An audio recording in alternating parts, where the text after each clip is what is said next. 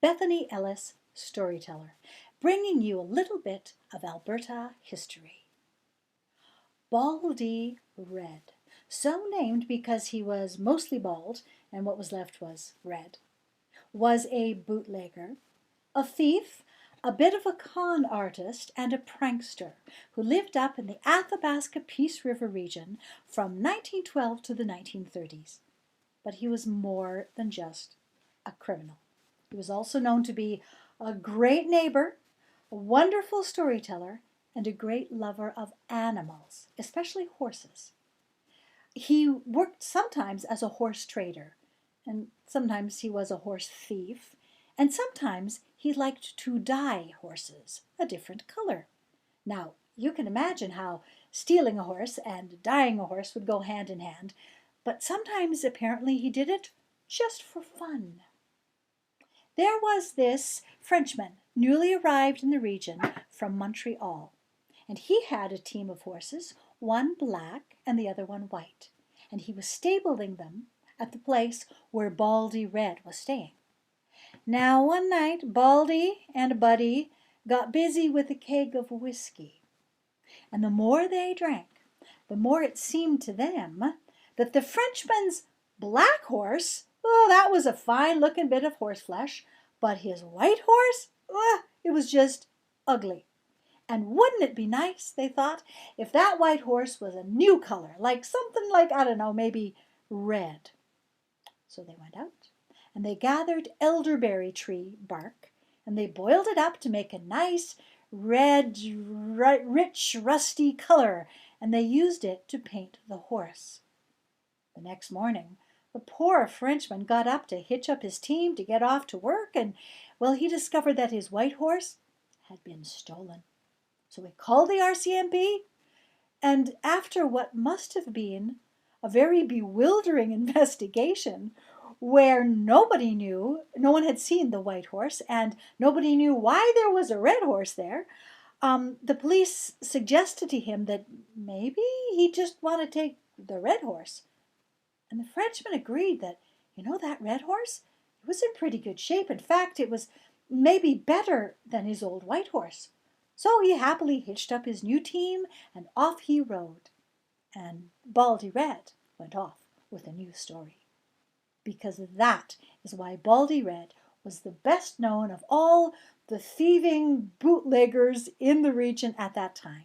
He was great with stories.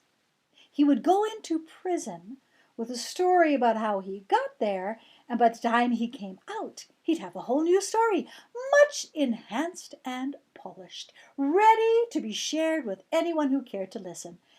And Baldy had a wide audience, because one of his legitimate jobs was as a freight hauler.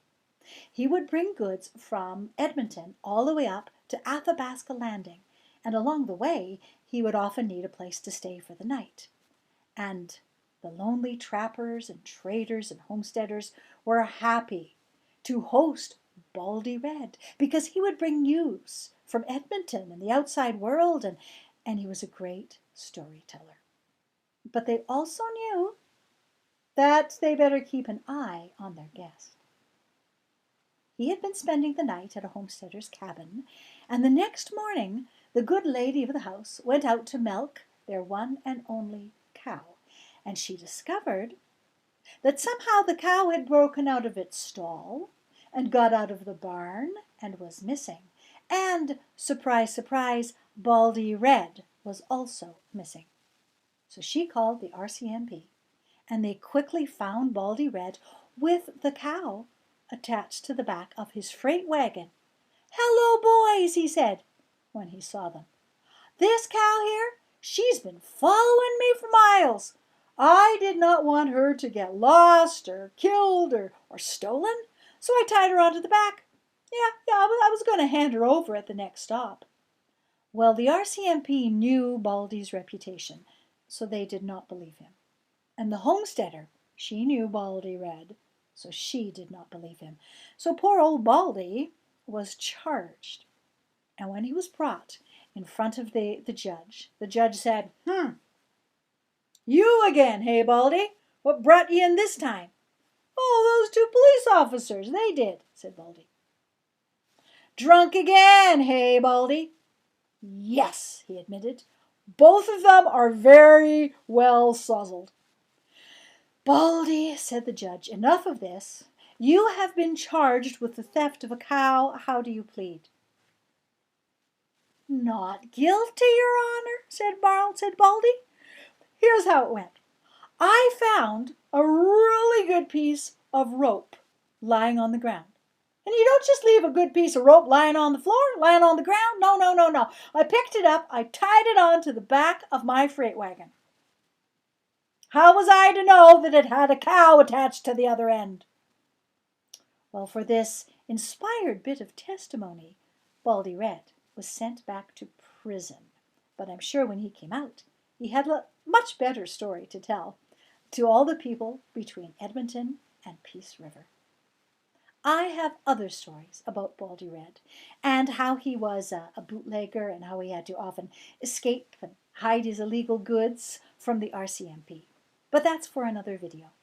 Thank you to Yabs TV for allowing me to share the story of Baldy Red, the merry scamp of the Peace River region.